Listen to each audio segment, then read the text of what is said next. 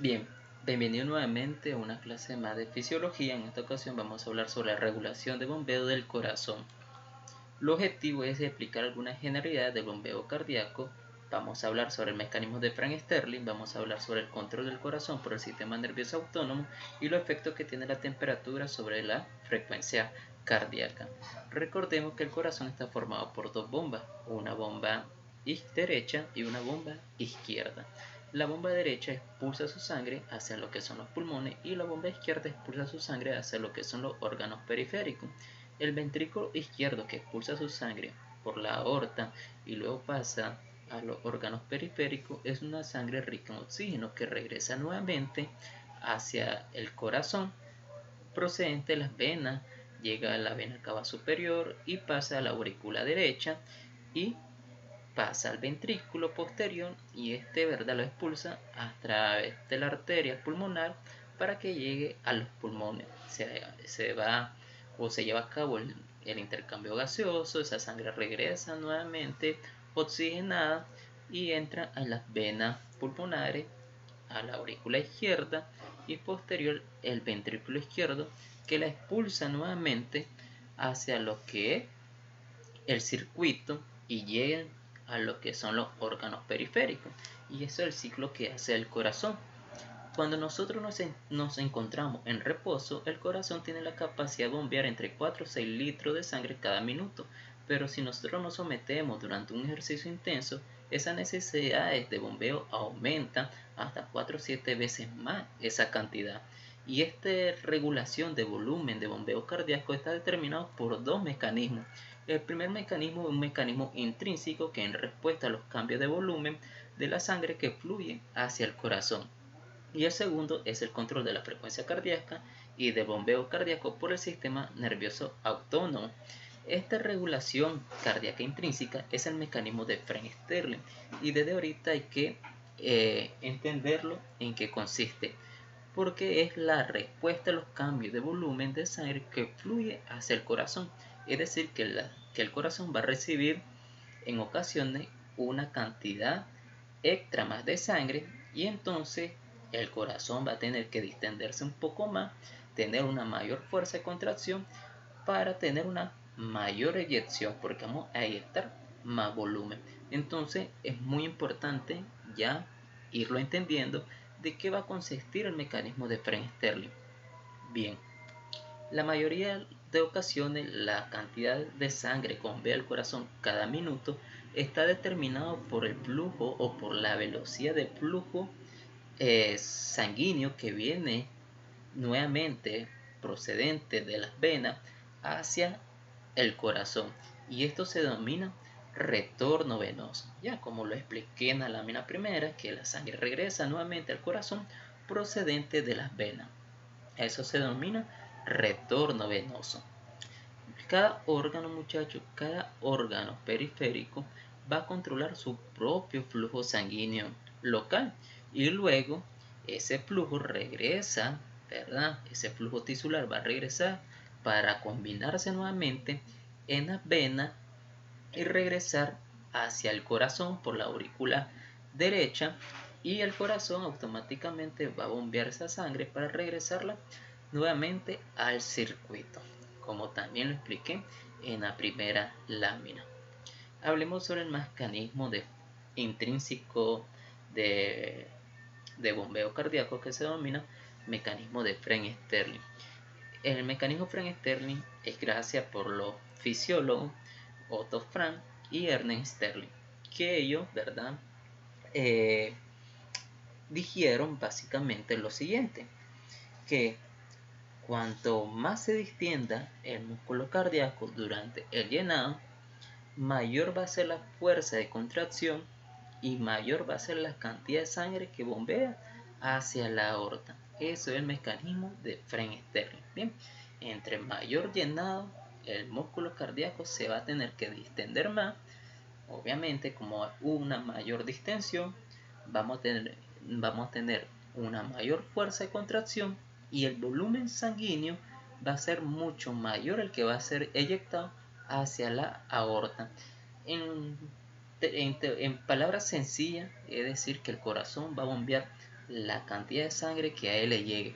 Si le llega 200 ml, va a expulsar 200 ml. Si recibe una cantidad más de sangre, unos 500 ml, obviamente la distensión va a ser más superior, la fuerza de contracción va a ser superior y la expulsión de sangre va a ser también mucho mayor.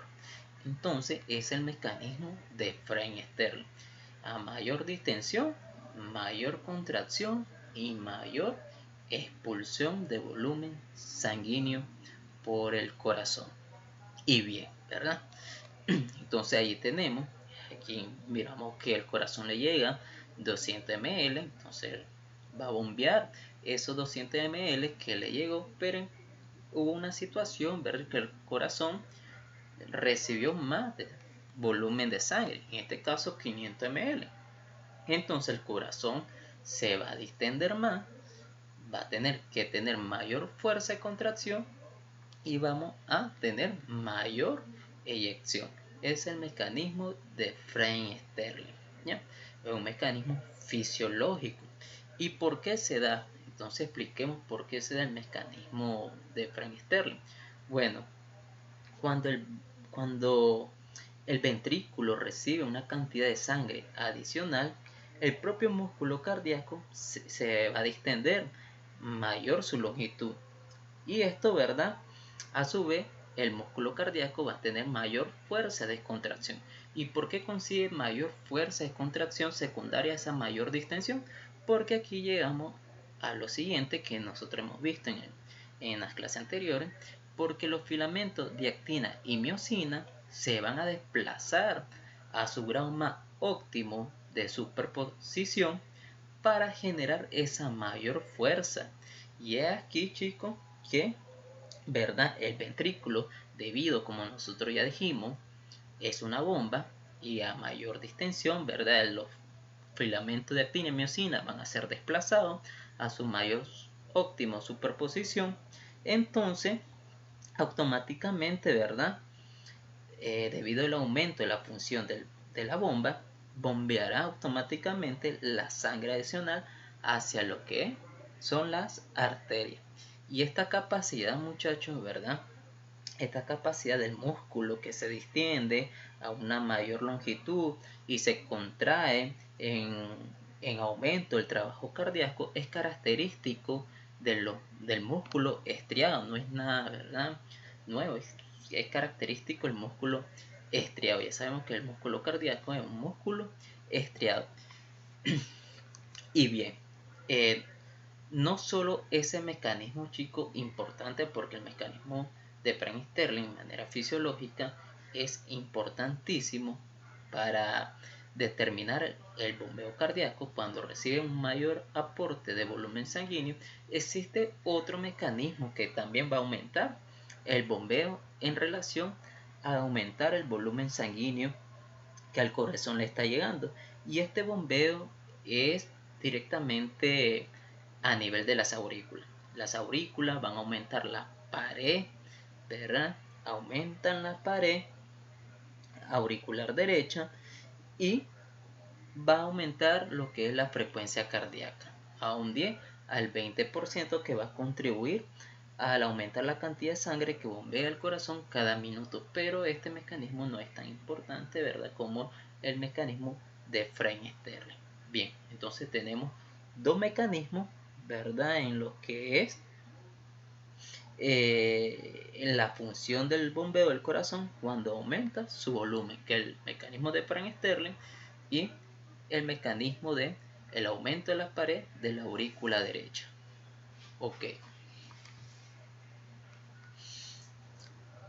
El control, ¿verdad?, del corazón por el sistema nervioso autónomo, que nosotros dijimos que es el segundo mecanismo que regula la frecuencia cardíaca y la capacidad de bombeo del corazón. Ya sabemos que el sistema nervioso autónomo se divide en simpático y parasimpático, y una de las funciones del simpático es aumentar la frecuencia cardíaca y una de las funciones del sistema parasimpático es disminuir la frecuencia cardíaca. Y bien, ¿verdad? Ahí podemos ver cómo el corazón se encuentra inervado. Se encuentra inervado por los nervios simpáticos proceden de la cadena simpática y pueden ver que mayormente el simpático inerva casi todo el corazón, tiene inervación en la aurícula y también en el ventrículo, mientras que en los nervios parasimpáticos que proceden de los nervios vagos tienen mayor actividad en las aurículas directamente en los marcapasos. Pueden ver ustedes, miren cómo tiene la inervación directa casi en los marcapasos, y ahí podemos sacar nosotros ya algunas de las funciones, como lo dije anterior. El sistema simpático aumenta la frecuencia cardíaca y el sistema parasimpático la disminuye. Normalmente, chicos, las personas, ya nosotros sabemos que la frecuencia cardíaca es de 60 a 100 latidos por minuto, eso es lo normal. Y cuando hay una activación, una estimulación del sistema simpático, la frecuencia puede aumentar incluso de 180 a 200, incluso llegar a una frecuencia cardíaca de 250, ¿ya? Por estimulación del sistema simpático. Bien, entonces aquí tenemos, ¿ya? Cuando una persona normalmente, como les expliqué, la frecuencia cardíaca normal es de 60 a 100 latidos por minuto, pero cuando hay una estimulación del sistema simpático, esa frecuencia cardíaca puede aumentar aún más, pasar hasta 180, 200 latidos por minuto, incluso llegar a 250. Y esto, ¿verdad? Vamos a tener como, como ejemplo, si te estoy aumentando la frecuencia cardíaca, ya nosotros podemos sacar la lógica que va a haber mayor contracción, ¿verdad? Mayor volumen para expulsar de sangre y mayor distensión del corazón. Entonces esto es lo que hace el sistema simpático, ¿verdad? Aumentar la fuerza de contracción hasta el doble, chicos.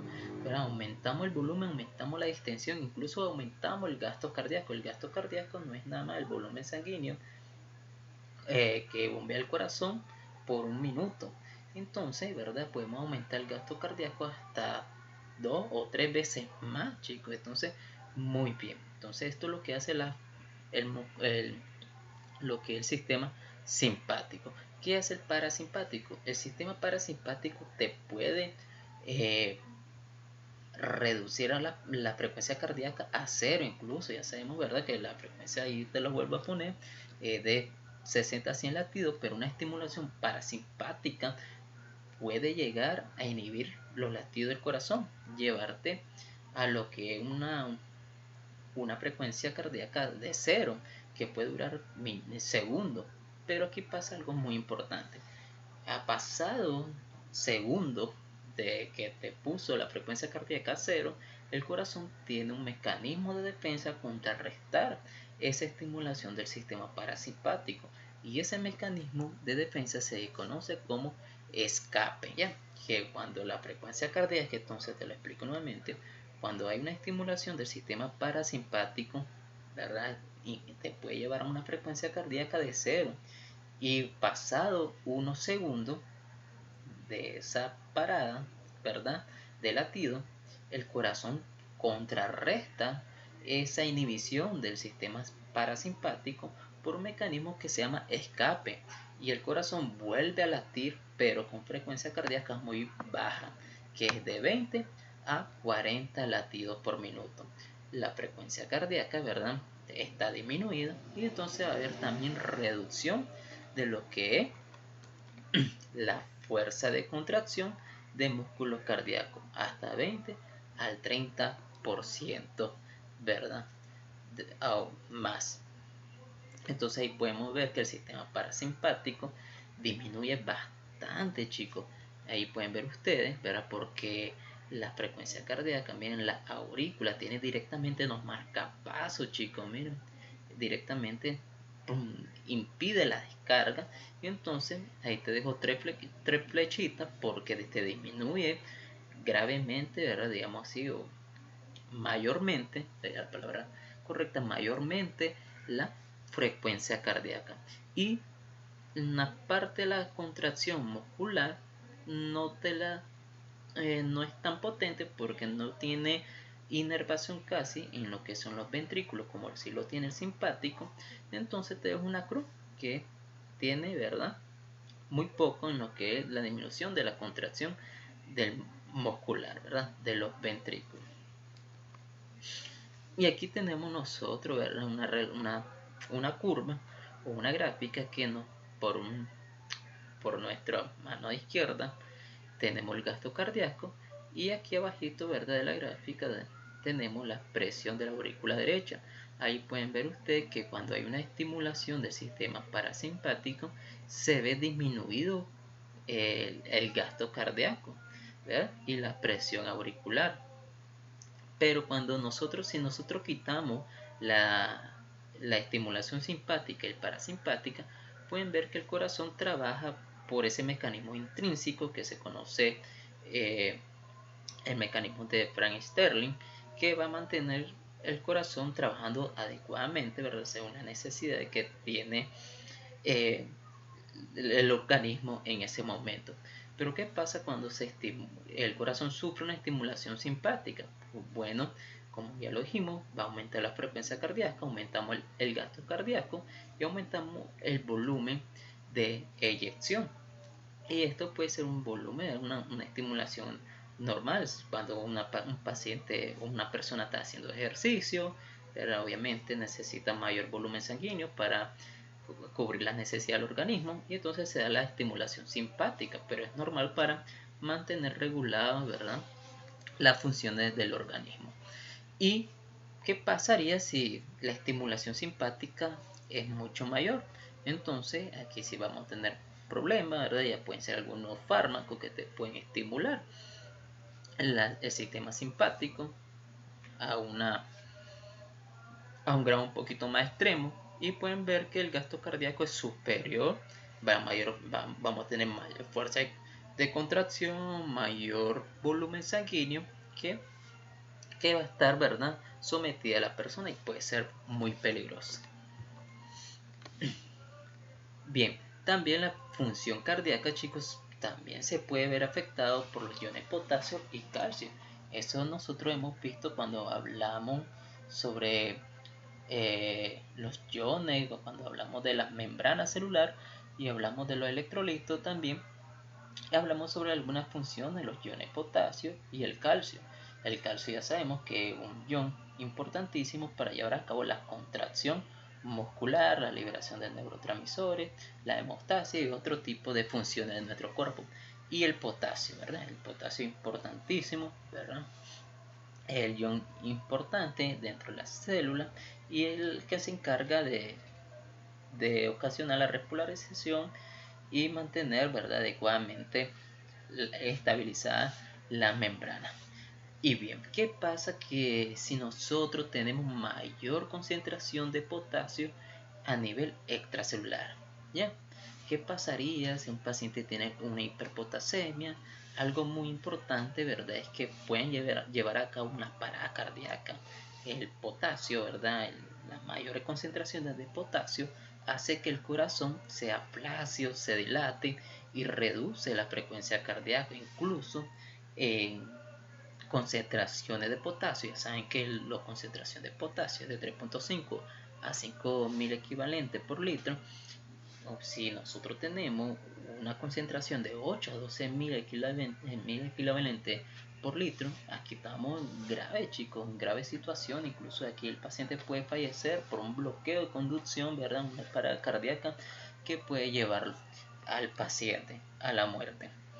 Pero ¿qué hace el calcio? Hace lo contrario. A mayor concentración, chicos, va a hacer que el corazón, ¿verdad?, tenga mayor contracción, mayor fuerza de contracción muscular, mayor conducción cardíaca, que va a poder aumentar la frecuencia cardíaca. Pero un descenso de calcio va a llevar a que el corazón, ¿verdad?, pierda la fuerza de contracción, ¿verdad? Muy bien, ¿verdad? Va a ser lo contrario y va a pasar casi a lo mismo que hacía el potasio. De igual manera tenemos lo que hace la temperatura. ¿Qué va a pasar aquí? Bueno, cuando ocurre un aumento de temperatura corporal, como ocurre por ejemplo en la fiebre, aquí va a producir un aumento de la frecuencia cardíaca, que a veces, ¿verdad? Es hasta el doble del valor normal. La disminución de la temperatura produce una gran disminución de la frecuencia cardíaca, como podemos ver nosotros en esa ocasión. Incluso, chicos, ahí pueden ver ustedes entonces que durante el calor, pues la temperatura aumenta. Por eso es común ver un paciente que está febril con taquicardia, porque aproximadamente, ¿verdad? En cada gramo que aumente la temperatura, al paciente se le aumentará entre 10 a 15 latidos por minuto más. Y